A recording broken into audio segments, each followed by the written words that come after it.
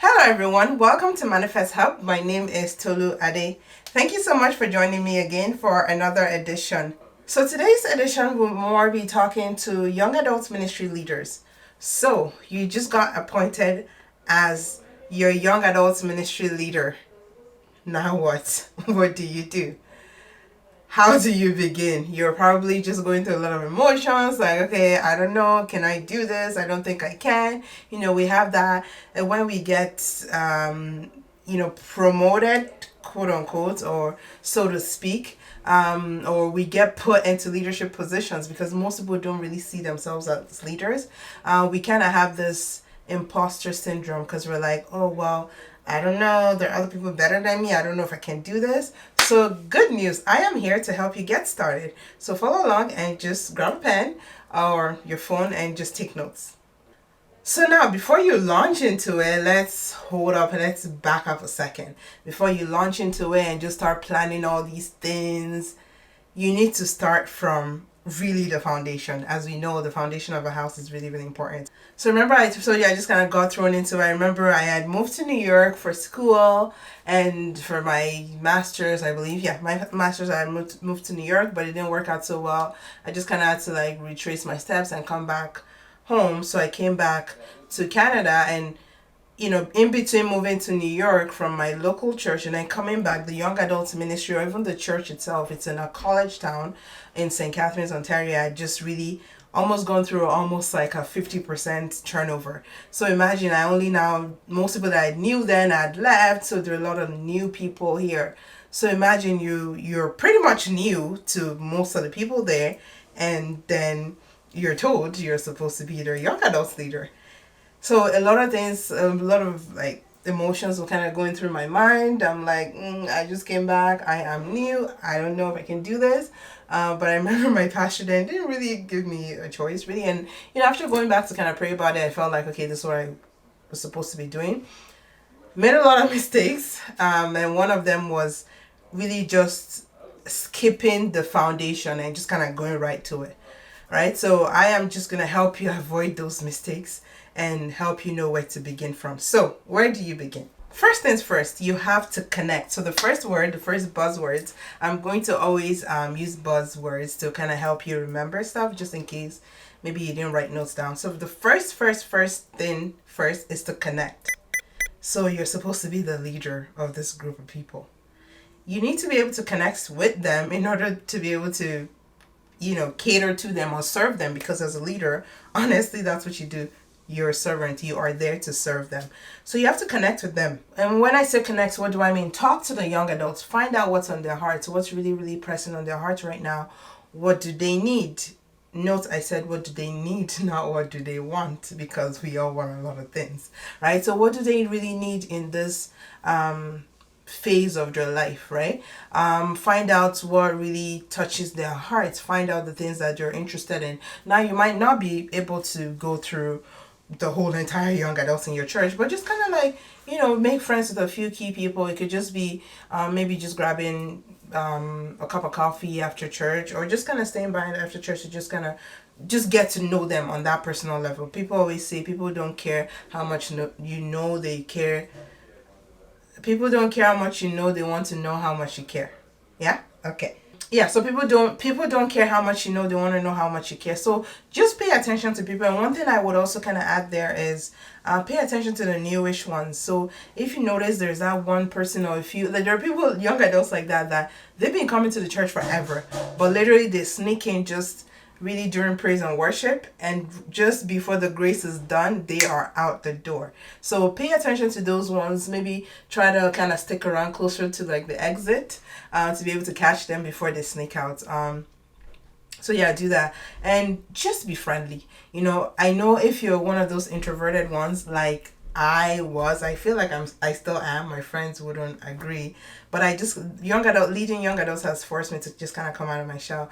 And you kind of almost have to learn to be extroverted, because you're now the leader. They look to you as a leader. Nobody cares if you're introverted or not. They're just expecting you to just kind of come to them and make that connection. And even Proverbs 18:25 says, he whoever wants friends must show themselves to be friendly. So pretty much, you want friends in the sense that like a leader needs followers. Like you need, like you're serving these people, right? So in order to be able to serve them, you need to kind of be their friend to a certain extent. So yeah, first buzzword: connect, connect, connect, connect, connect, connect. Just connect with your people. Yeah. Okay. So now the next buzzword, the next step. So after you've done the connecting, one thing to note is that you don't stop connecting. You just don't connect in the beginning, then you just stop connecting. It's a continuous process. You have to keep connecting because more young adults are going to be coming in. You're going to develop, like your friendship will develop, or your connections will develop with like certain key people. The second thing is to plan.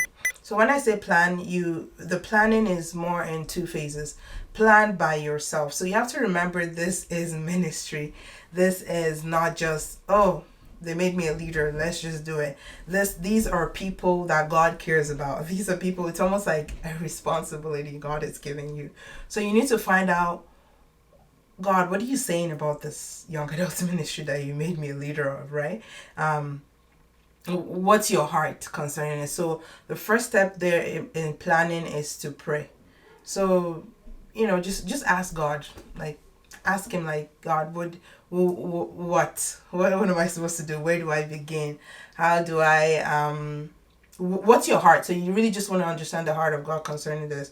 Ask for direction, ask for strength, ask for grace. And again, this part of the planning is also continuous. You have to keep asking for it because you are going to need it along the way. And then, once you've done that, take a moment. I would say, maybe just after prayer, or just maybe take a few days, because God honestly will be dropping some things in your heart. You might think you're talking to yourself, but just write them all down. So take a moment to do a brain dump.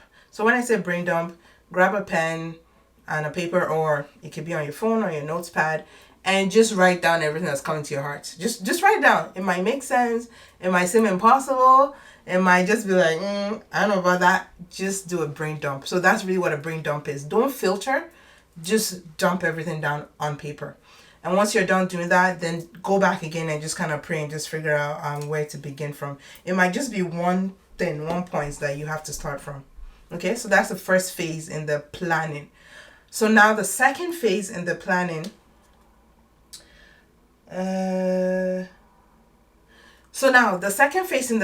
is to plan the vision. So in this second phase, you're going to have to work with key people.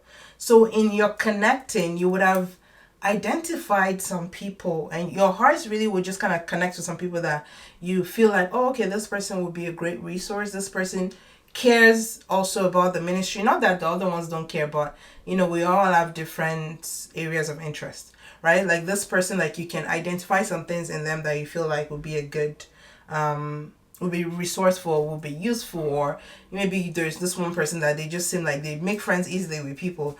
They're very bold in talking to people. You're going to need somebody like that. I'll talk a little bit in other editions about how do you build your winning team. Like people say executives. I don't like to say executives. Like I like to say my leaders, my young adult leaders. So I'll talk a little bit about that. So yeah, identify these people. So you're going to need about, I would suggest 2 to 4 people. So one of the mistakes that I made in the beginning was, I think my leadership team, I think I had maybe about 8 or 9 people, and that just became overwhelming because I'm even overwhelmed as I'm thinking about it, because it was just a lot of people for me to manage, like just a lot of pieces. And, some people are doing working more than others. So you're not even easily able to see who's effective or how effective the team is, because you're just pulled in different directions. So I would say keep it to a maximum of 4 people.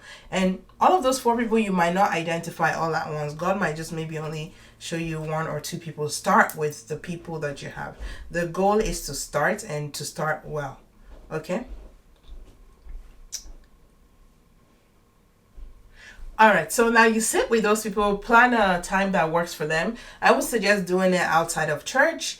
Maybe it could be at your house. Maybe host a nice, like a dinner, or you can go outside to a cafe or something, just somewhere neutral where everybody just can just relax and just be able to kind of just do a brainstorm. So talk to them about, okay, this is what you feel like God has put on your heart for the young adult ministry, and just ask for their input. So people would engage easily when they feel like you care what they have to say. And God has placed different things in different people, that were all useful to each other in the body of Christ. So yeah, ask for their opinion. What do they think?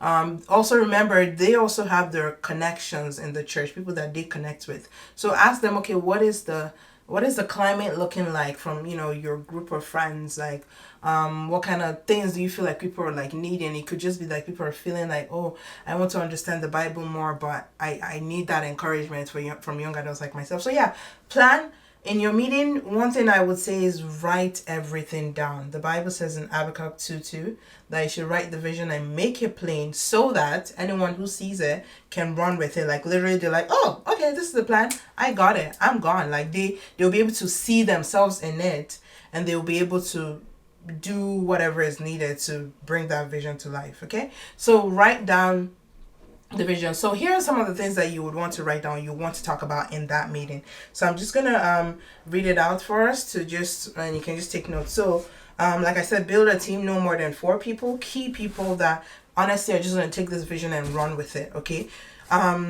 map out the vision and the direction. So of your group, what is the culture of the group? What culture, like, do you want people to come, like, people to be like, oh wow, those people are just so friendly, that's a culture, that's good?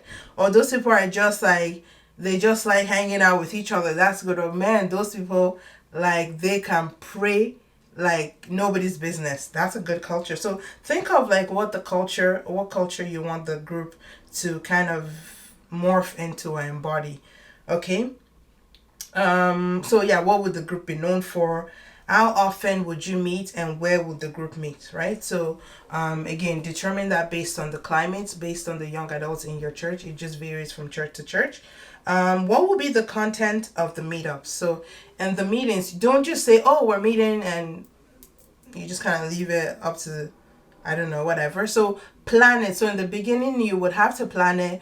You would have to say, okay, if it's going to be, if we're going to be studying Acts 5 or whatever, I just randomly picked Acts 5. I think that's, anyways, if you're going to be studying Acts 5, communicate that, right? Write that down. Like, what would each segment really look like? So are we just going to sit and study, or are we going to like maybe study together as a group? What kind of mode of study are we going to use? So, think a little bit more into what you want the content to look like.